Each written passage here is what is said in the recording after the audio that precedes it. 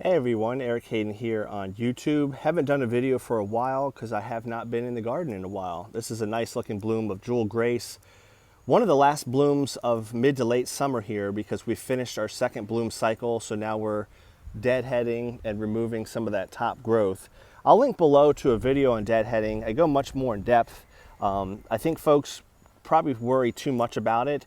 The whole goal is to remove the blooms so you're speeding up the growth for the next bloom cycle, and also to lessen the disease in the garden.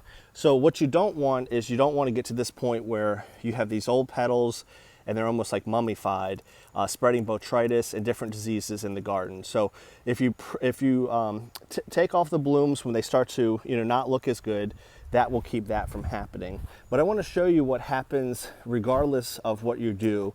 Again, try to get out there, try to remove the spent blooms, especially when they get to a point like this. Certainly cut them and enjoy. This is Dolly Parton, a really nice bloom of that. But over here in secret, I noticed an example of this. Again, you want to cut them at this stage, just remove the spent blooms before they get to like this. And you want to try to pick an outward facing bud so that you can leave the center of the bush open up. If you don't do anything, you're away for vacation, you're busy, life happens, don't sweat it too much. This is what secret looks like, again, well past when I should have deadheaded. Does the rose die? Do you not see more blooms because of this? No. It's just delayed. It's not really a big deal. So as I go down here, you can see this new growth right here. The bloom itself, or the bush itself, there we go, zoom into that, is going to put out new growth regardless. And again, here's another example. Never deadheaded this properly. It's going to eventually just fall off, and then there's new growth down below. So all you're doing by deadheading is speeding that process up so that you get to this, a nice clean cut. These new shoots will come out and be new canes probably about 2 to 3 weeks earlier than they otherwise would be. The other reason, again, is so that you don't have disease in the garden. So get out there when you can. If you don't sweat it too much. In the summer, I like to leave the roses still kind of a little tall. So I may go down, in this case on Gemini, just clip below the bloom itself. Sometimes when it's really clear cut, I'll go down to the first set of 5 leaves. So in this case, this is Veteran's Honor. You can see these healthy leaves, and then here's a bud eye coming out. So it just depends, but I usually don't try to take off more than 6 inches at the top of the bush because we're still pretty hot here in the summer in North Carolina. I just don't want to lose too many leaves or too stressful on the bush.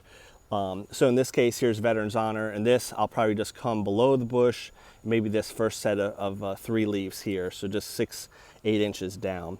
Last thing I'm going to show you, this is going to be a real short video showing you that roses are tough. They're going to do what they need to do. This twisted cane here is from Hurricane or Tropical Storm Elsa many weeks ago. It twisted off. I need to obviously cut that. And it's dangling on the ground, it's dead. So it's some tropical storm damage we had. But the point of this is showing that below that break, that stimulated new growth. And you can see the new bud eye now is about 6-7 inches out, and it's turning into a nice cane. So I just wanted to show you that sometimes you see gardens and you just get behind with work and life, and you can't get to doing the deadheading as much as you want to, but it is what it is. The other thing I need to do, or I had done the other day, was spray. We've been extremely wet. We had about 10 inches of rain in the last week, and that, along with slipping up in the spray program, I do have a little bit of black spot. Not overly concerned with that. We'll get that under control as we go into the fall. Here's a nice bloom of a Let Freedom Ring, really nice one. Since I am talking about black spot, I want to leave you with one of my favorite roses. To me, it doesn't have the fragrance that Mr. Lincoln does, but when I give it to coworkers, they still say it has a rosy smell. This is Let Freedom Ring, really good growing rose. One of the tallest roses in the garden now.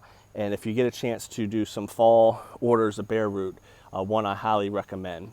Have a good one, everyone.